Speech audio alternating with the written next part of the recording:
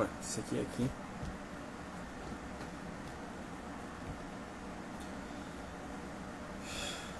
Boa noite.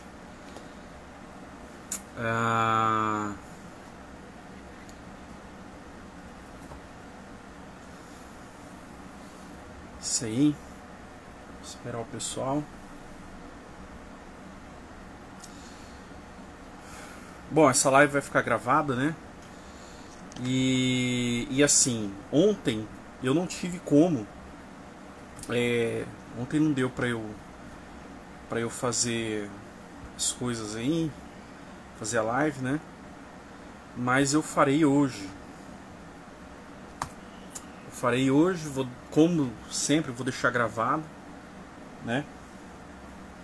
Deixa eu ver aqui. Será que o barulho aqui do ventilador tá atrapalhando? Vou ver aqui. Deixa eu ver assim.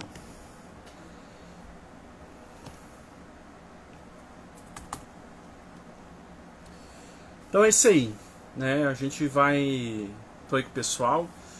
Eu vou começar a live agora. Onde que tá o. Ué. O livro tá na minha mão agora.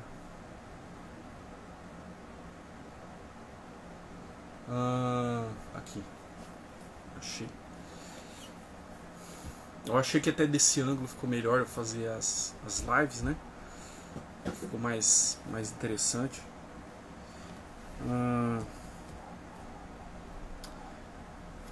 Então vamos lá. Eu tô fazendo aqui agora, eu vou fazer a segunda leitura que diz respeito à segunda carta aqui. É uma carta que não é comprida, né? Um capítulozinho não é comprido. Mas ele conta aí com as paginazinhas, só que o tamanho ele pode enganar, no sentido de que há muita coisa que pode ser dita aqui. E nesse capítulo em específico, que é o 2, tem bastante coisa assim que o Lewis fala a respeito de algumas questões de espiritualidade propriamente cristã, né? Do estado da vida pós-conversão, etc. E algumas tentações que são características aí. E assim, umas coisas bem interessantes que ele vai falar, né? Então é isso.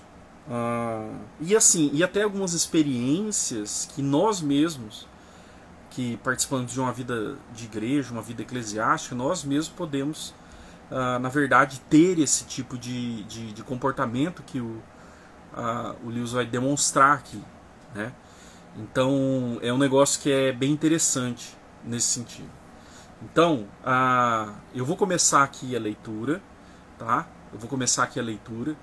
E a gente vai ver nessa leitura todas essas coisas que eu acabei de falar aqui relacionadas à vida cristã, espiritual, até uma vida espiritual eclesiástica e os perigos assim aos quais nós estamos sujeitos, por justamente nós estarmos aí nesse início de vida eclesiástico, né? Então assim, e tudo isso falado na boca de um personagem que é um demônio, assim, torna a coisa assim interessante. E a gente vai ver por que isso. Então tá, aqui no capítulo, na segunda carta, ele começa o seguinte, a gente vai começar a leitura aí. Não esqueça um negócio. Eu vou postar esse vídeo aqui, vou postar esse vídeo no YouTube.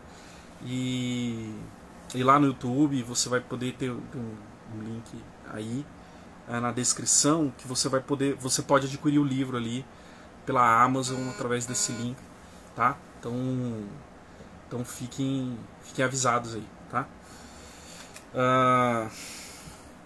Mas é isso, né? E eu vou tentar também, antes de mais nada, eu vou tentar também fazer uma outra coisa, que é deixar um texto escrito, e no link da bio aqui do Instagram tem o link aí do meu blog, daí vai ter um texto lá também, e resumindo essas coisas assim, tá bom?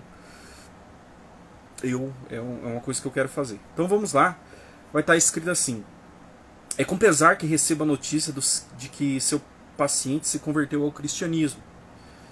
Não alimente vãs esperanças de escapar da pena que o espera. Na verdade, confio em que em seus melhores momentos você nem sequer deseja tal coisa. Enquanto isso, temos de tentar aproveitar a situação ao máximo. Não há motivo para desespero. Centenas de adultos convertidos foram recuperados depois de uma breve temporada ao lado do inimigo e agora estão conosco. Todos os hábitos do paciente, tanto mentais quanto corporais, ainda estão a nosso favor. Interessante, porque o Lewis ele afirma justamente aquilo que a teologia cristã sempre afirmou, né? Essa é uma das coisas que foram profundamente enfatizadas por Agostinho.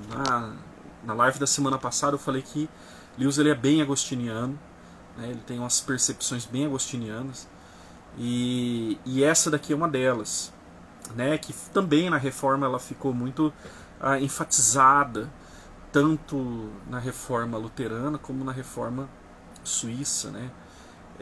Ali Calvino, de Zwinglio. Mas essa questão de que após a conversão os hábitos mentais e corporais ainda estão ao lado, estão de um lado pecaminoso ainda, é interessante, porque isso daí de fato é verdade, e é uma coisa que a teologia cristã sempre afirma. E daí ele vai falar, a gente tem outras coisas que a gente pode continuar falando, né? Hoje em dia um dos nossos aliados é a própria igreja, mas não me compreenda mal, não estou falando da igreja que se propaga através do tempo e do espaço, ancorada na eternidade, terrível como um exército agitando seus estandartes. Parece aquela alegoria que eles fazem lá da passagem de Cântico dos Cânticos, né? Que a igreja ao longo do tempo costumou fazer, né? Da Sulamita, né? Mas tem outras. Ele fala, né, que a igreja ela é como um exército terrível balançando suas bandeiras. Então vamos lá. Isso, devo confessar, é um espetáculo que incomoda até os nossos mais audazes tentadores. Felizmente é algo praticamente invisível aos humanos. Tudo o que o seu paciente vê é o prédio gótico, ainda pela metade, em construção, simulacro. Quando ele entra, vê o dono da mercearia com uma expressão falsamente amigável no rosto, apressando-se para oferecer um livrinho com a liturgia que nenhum dos dois compreende, e um livrinho gasto, contendo textos alterados de vários cantos religiosos. A maioria ruins e em letra bem miúda. Talvez fosse até a própria experiência do Lewis. Né? Talvez ou outro, né? Na época da conversão dele. Eu acho que assim, essas coisas que são negativas da igreja, a gente começa a perceber muito ao longo do tempo, né? A gente percebe que existe faltas na igreja, que existem pessoas que depois você vai descobrir a história, as pessoas não são tão firmes assim, e várias outras coisas, e isso pode servir também de alguma tentação real para a nossa caminhada. Daí ele vai falar assim: quando ele se senta num banco e olha em volta, vê apenas pessoas que evitaram até então. Faz com que seus pensamentos flutuem, indo de expressões como o corpo de Cristo para o rosto do banco ao lado. Obviamente não importa muito que tipo de pessoa ocupa o banco ao lado. Talvez você até saiba que uma dessas pessoas é um grande guerreiro do exército inimigo, um verdadeiro crente. Não importa, o seu paciente, graças ao nosso Pai dos Infernos, é um tolo. Se alguma dessas pessoas cantar desafinado, ou usar botas com solados barulhentos, ou tiver queixo duplo, ou roupas deselegantes, o paciente facilmente acreditará que a religião deles deve ser de algum modo ridícula. Olha só, né? Então, assim, olhar para essas lateralidades tudo que ele faz, assim, acho que desde a primeira carta, tudo é questão de desviar o foco, né? E a gente vê aqui as coisas acidentais, como o canto desafinado, que pode irritar alguém, ou alguma coisa dessa espécie, por exemplo,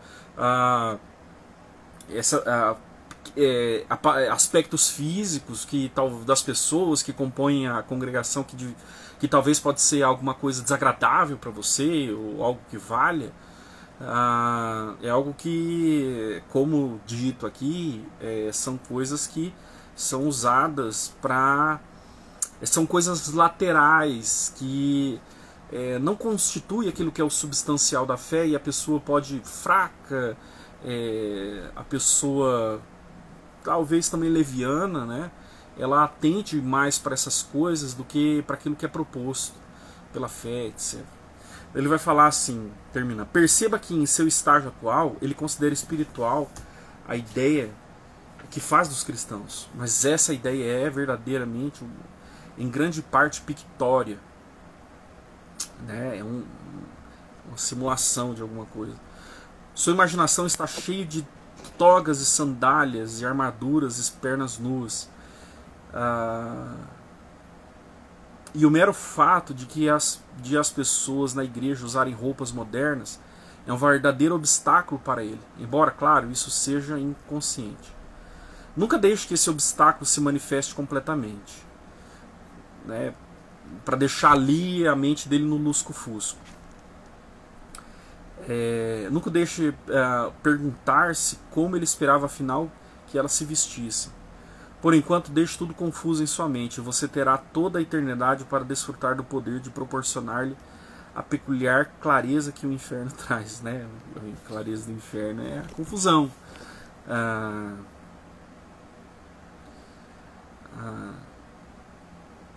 Então, portanto, esforce-se para alcançar a decepção ou o anticlímax que certamente o acometerá durante as suas primeiras semanas na igreja.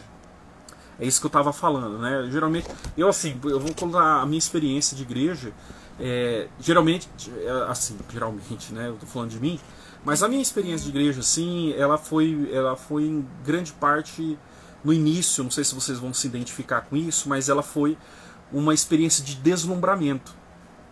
Então, assim, eu não sei se pelo fato de eu achar meu arrependimento muito profundo, né? Quando eu voltei para a igreja, aliás, né? O meu arrependimento era tão profundo, muito grande, e esse arrependimento profundo meu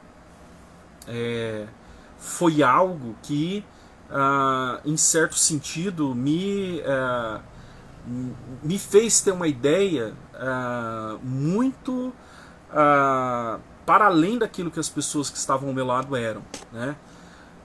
Então, no sentido da qualidade das pessoas. Então, assim, eu me via muito para baixo, muito mal, e eu estava precisando de paz. Então, eu estava procurando muita paz. E eu vi aqueles adolescentes lá que foram criados na igreja, e eu entendi, nossa, que privilégio as pessoas terem nascido da igreja, etc. Essas coisas assim nesse sentido. Que privilégio que é isso, como que isso é bom, como que... E assim, eu perdi tempo da minha vida, eu poderia ter a paz que eles estão tendo, porque eu vejo que eles têm paz, etc. Mas assim, eu lembro que mesmo ao longo dos meses, alguns 4 meses, 5 meses, na igreja, eu vi que algumas pessoas, elas estavam meio que saindo do trilho, a gente percebia que existia alguma coisa de errado e tal, e assim, e eu super compromissado, né? Super sério, orando, lendo a Bíblia, fazendo jejum, e daí, por exemplo, esse meu entusiasmo de início, ele começou a se chocar com os defeitos dos irmãos dentro da igreja, né? Eu nem tinha chegado na minha vida adulta ainda, então você vê que, assim, aliado a um grande deslumbramento com a questão de Deus, aliado a isso, né, a percepção de que as pessoas estavam meio que fora de um paradigma daquilo que eu achava que era ser cristão, entendeu? Então, assim, mas os anos eles vão nos educando, né, através das inúmeras decepções que a gente vai tendo na nossa vida cristã ao longo, né? E isso daí é, de certa forma, educador, porque a gente vê que nós não somos salvos por nós mesmos, a gente é salvo pela misericórdia de Deus, e não que a gente não deva lutar contra o pecado, tá tentando lutar contra isso, mas, de fato, assim, a gente tem tinha uma visão um pouco meio assim, deslumbrada das pessoas, e ao longo do tempo essa visão ela foi se desfazendo, né? Quem dera as pessoas fossem aquilo que a gente imagina de melhor delas. E assim, eu presto atenção numa coisa, a gente nós estamos até dispostos a amar mais as pessoas quando a gente tem esse deslumbramento, que talvez seja irreal. Então, assim, um grande desafio nosso é nós continuarmos esse amor intenso pelas pessoas, né? Porque, como diz o Hölderlin, né? Um poeta alemão, né? Cada um ama aquilo que tem mais vida. E, por exemplo, a pessoa que ela é cheia dessa presença, de santidade e tal, é lógico que a gente vai amar mais. Mas assim, a gente tem que lembrar que as pessoas não são tudo aquilo que a gente acha que elas são. Pastores também.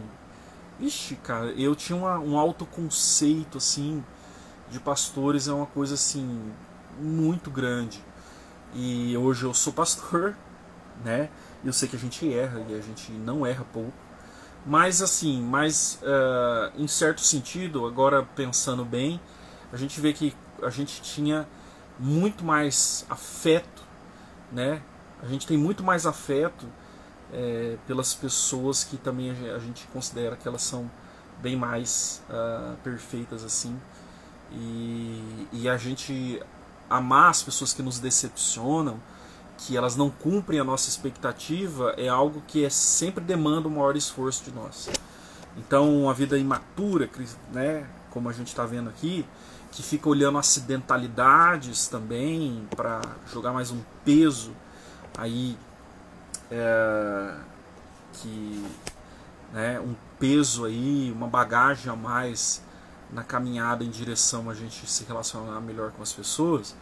Então, os defeitos pode ser físico, pode ser o defeito das habilidades, ou a pessoa parece que ela não, sei lá, as roupas não são adequadas, alguma coisa assim, né? Essas coisas parece que elas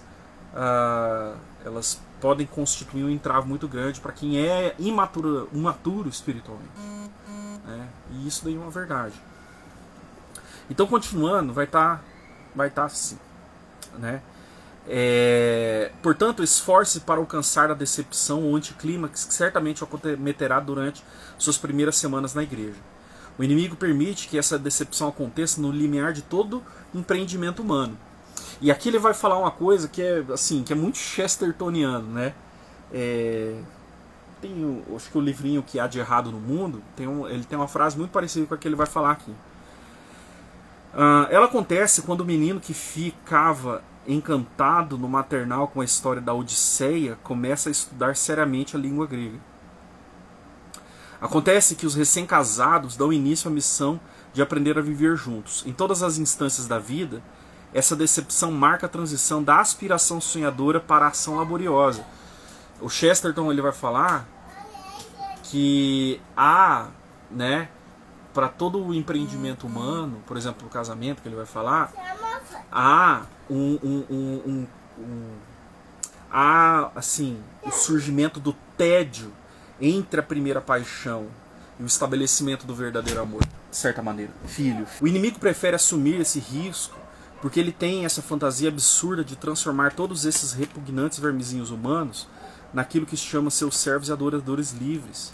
Filhos é a palavra que utiliza, com seu gosto particular pela degradação de todo mundo espiritual através das ligações anormais com os animais bípedes. Olha que interessante, né? Ele ressalta aqui o Lewis, porque é o Screwtape que está falando, que, na verdade, assim, por exemplo, uma das razões da queda foi justamente isso, né?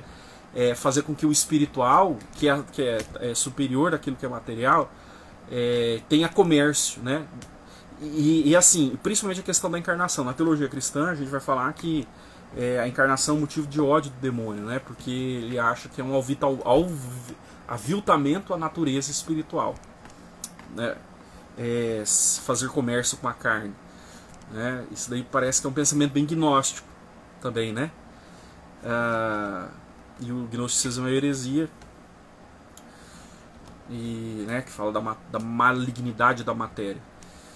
Então, pro Skrutep aqui, pro demônio Skrutep, é Deus chamar bípedes, animais bípedes, né, como nós somos, de filhos,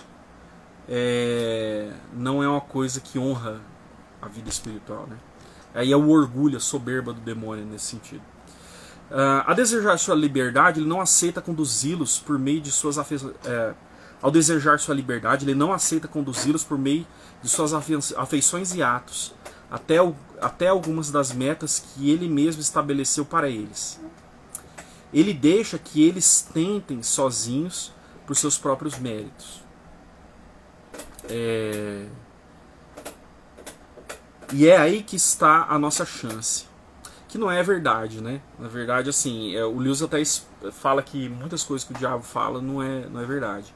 Eu acho que essa é uma das inverdades, né? Mas é aí que está a nossa chance. Mas lembre-se de que aí também jaz o perigo. Se conseguirem atravessar essa aridez inicial com sucesso, eles se tornarão bem menos dependentes das emoções e assim bem mais difíceis de se tentar. Até o momento sempre escrevi tendo em mente que as pessoas do banco ao lado na igreja não oferecem nenhuma base racional para a decepção. Mas é claro que se oferecerem, se o paciente souber que a mulher com chapéu ridículo é viciada em jogar bridge, ou que o homem com as suas botas barulhentas é um sovina e um extorsionário, sua tarefa ficará bem mais fácil.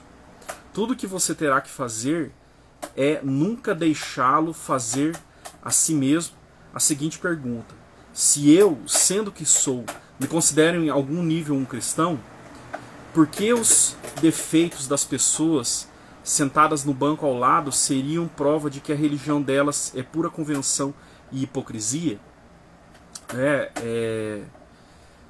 Então, assim, é aquilo que a gente já falou algumas coisas a respeito disso, né? Talvez você fique se perguntando se é possível até mesmo a mente humana não conseguir pensar em algo tão óbvio. Mas Vermelho, manobre o seu paciente de maneira certa e esse pensamento jamais lhe ocorrerá. Ele está muito longe ainda de ter passado tempo suficiente com o inimigo para ter verdadeira humildade. O que ele diz, mesmo de joelhos, sobre seus... Amor, por favor, ele ligou muito, vai atrapalhar aqui. Oh, meu Deus. O volume do... Aí. Obrigado. Ele está muito longe ainda de ter passado tempo suficiente com o inimigo para ter verdadeira humildade. Então vamos recomeçar aqui, né? Está muito longe ainda de ter passado tempo suficiente com o inimigo para ter verdadeira humildade. O que ele diz, mesmo de joelhos, sobre seus pecados, não passa de conversa fiada. Né? A tática aí do inimigo de enganar, né? Talvez ele está desdenhando a oração aqui e o coração da pessoa. No fundo, ele ainda acredita que tem bastante crédito junto ao inimigo, no caso Deus, né? Por ter se convertido. E pensa que demonstra grande humildade e condescendência ao ir à igreja com aqueles conhecidos vulgares e presunçosos. Mantenha-se nesse estado de espírito o máximo que puder. Então, assim, na verdade, o que o Skrutep está falando aqui é que ele é imaturo, né? Acabou de se converter, então ele tem uma ideia aqui, o demônio tem uma ideia de que ele ainda é imaturo, fraco, etc. E todas essas coisas. Bom, então assim, nós terminamos aqui a nossa segunda leitura. Vai ser a coisa bem rápida mesmo. E a gente vai continuar, né? É uma coisa que eu quero fazer. Eu me propus de ir do início até o fim. E vamos ver aí o que vira. tá? Mas eu espero que vocês, pessoal, acompanhem, vai ficar gravado aí, quem quiser ver depois, veja, tá? Então é isso aí. Então, Deus abençoe e grande abraço para vocês. Até mais.